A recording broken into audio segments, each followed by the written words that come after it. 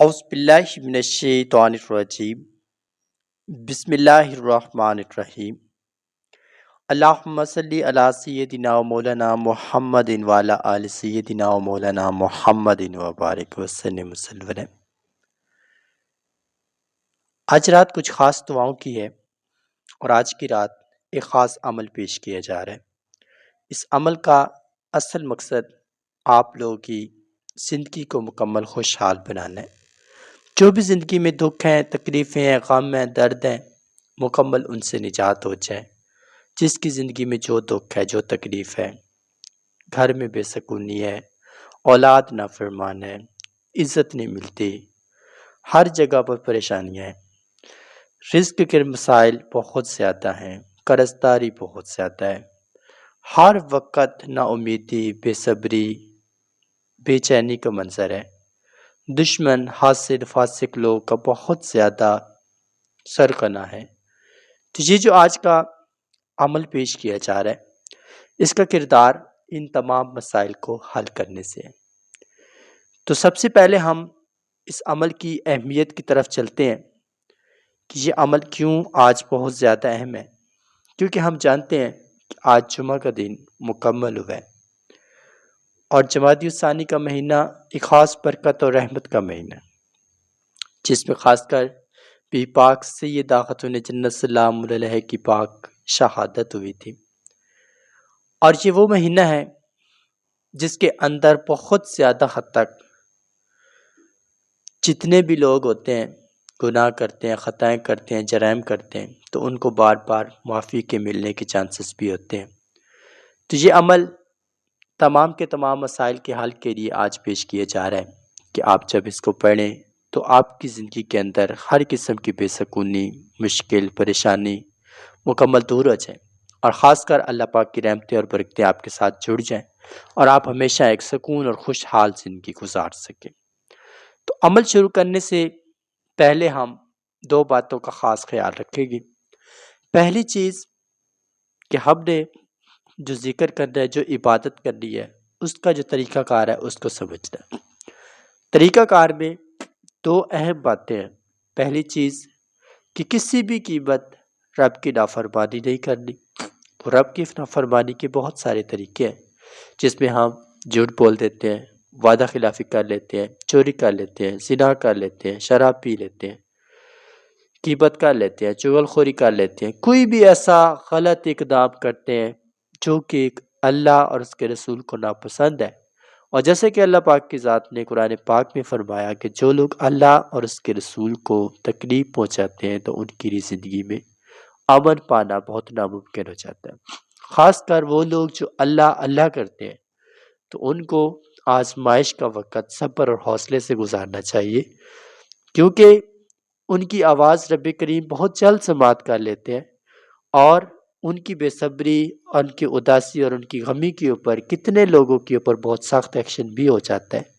تو اس لیے وہ لوگ جتنا صبر اختیار کریں گے تو ان کی وجہ سے معاشرے کے اندر غلطیاں، کوتاہیاں، خامیاں کرنے کی جو صلاحیت ہے وہ کم ہوگی، کیونکہ وہ اصلاح والے لوگ ہیں۔ تو آج کا یہ جو عمل ہے، اس کا بیسک جو مقصد ہے وہ یہی ہے کہ جتنے بھی افراد غلطیاں کر چکے ہیں، کوتاہیاں کر چکے ہیں، جو کچھ کر چکے ہیں، مکمل ان کو ایک مرتبہ نجات مل جائے گی۔ جو ان کی زندگی کے اندر دکھ ہیں، غم ہیں، تکلیفیں ہیں، درد ہیں، مکمل طور پر دور ہو جائیں گے۔ تو پہلی چیز تو میں نے بتائی کہ نافرمانی نہیں کرنی، اور دوسری چیز کسی بھی قسم کی رب کریم کی ذات سے رخ نہیں پھیرنا۔ یہ ایک بہت بڑی بات ہے۔ مثال کے طور پہ کوئی آپ عبادت کرتے ہیں، آپ کو مراد نہیں ملتی، آپ عادت چھوڑ دیتے ہیں۔ اس طرح آپ کو وظیفہ کرتے ہیں، آپ کو فائدہ نہیں ہوتا، آپ اس کو چھوڑ دیتے ہیں۔ اس طرح کوئی بزرگ ہے، نیک بندہ ہے، کوئی اللہ اور اس کے رسول کی بات کرتا ہے، آپ اس کو سننا چھوڑ دیتے ہیں، ان کی محافل چھوڑ دیتے ہیں، اپنے دکھوں اور تکلیفوں کو دیکھتے ہوئے کہ یہ بہت زیادہ ہیں، یہ ختم نہیں ہو رہے، ہم تھک چکے ہیں، ایسے ہو چکے ہیں، ایسے ہو چکے ہیں، تو آپ سب کچھ چھوڑ دیتے ہیں۔ جب یہ چھوڑ جائیں گے تو اس کا مطلب ہے کہ جو امید کا دریا چلنا تھا وہ بھی ختم ہو جاتا ہے، کیونکہ اللہ بے پرواہ ہے۔ اس کو آپ کی عبادت سے، ریاضت سے، اعمال سے، کسی چیز سے کوئی لگا نہیں۔ آپ دیکھتے ہیں جو 5 وقت نماز کا عادی ہے، کبھی بھی وہ اس کی نماز قضا نہیں ہونے دیتا، اور جو عادی نہیں ہے کبھی وہ اس پر فوکس ہی نہیں کرتا کہ وہ نماز ابھی جا کر پڑھے، ہر صورت میں پڑھے، کبھی اس کے دل میں خوف بھی نہیں پڑھاتا کہ نماز اس نے چھوڑی ہوئی ہے، کیوں چھوڑی ہوئی ہے، فوراً جا کر پڑھے۔ وجہ کہ جو اس کو عزیز ہیں وہ ان کو کبھی برائی کے قریب جانے ہی نہیں دیتا،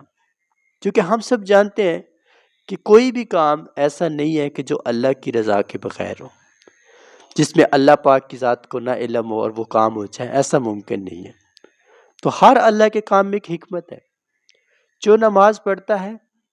اس کو کبھی بھی وہ نہیں کہتا کہ وہ نماز کی طرف نہ جائے، اس کے راستے وہ بند نہیں کرتا کہ وہ نماز سے رک جائے۔ لیکن جو عادی نہیں ہے، جو کبھی ایک پڑھ لے گا، کسی دن دوسری پڑھ لے گا، کسی دن تیسری پڑھ لے گا، جب تک وہ اپنے رب کے ساتھ تار پکی نہیں جوڑتا، صحیح طریقے سے اپنا کنیکشن نہیں جوڑتا، تب تک اللہ اس کو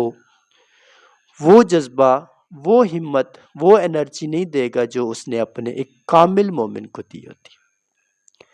تو یہ عمل بتانے کا بیسک مقصد کہ آپ نے ان 2 چیزوں پر توجہ دینی ہے۔ یہی وہ 2 چیزیں ہیں، آپ کی بنیاد ہیں اور آپ کی آخرت ہے۔ یہیں پر آپ شروع ہوتے ہیں، یہیں پر آپ ختم ہوتے ہیں۔ اگر آپ انہی 2 چیزوں پر عمل کر لیں گے تو دنیا آزاد، اور انہی 2 چیزوں پر عمل کر لیں گے تو آخرت آزاد۔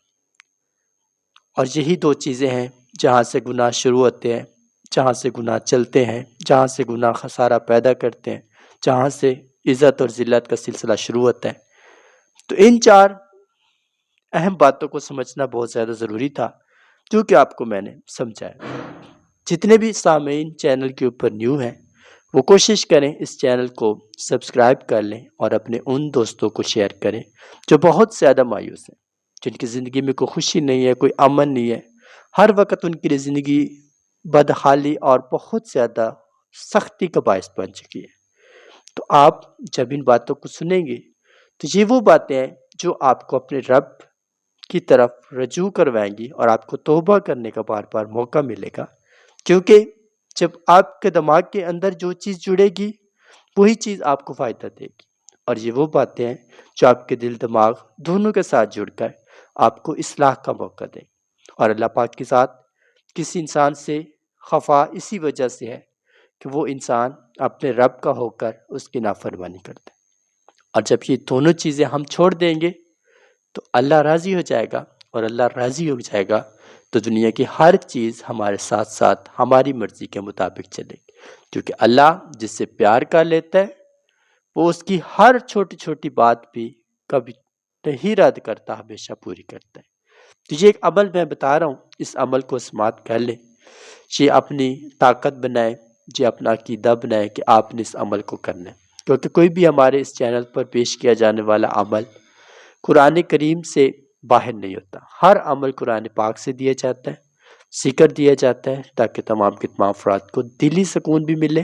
زندگی میں کامیابی بھی ملے اور خوشیاں بھی ملے۔ تو یہ عمل سماعت کریں۔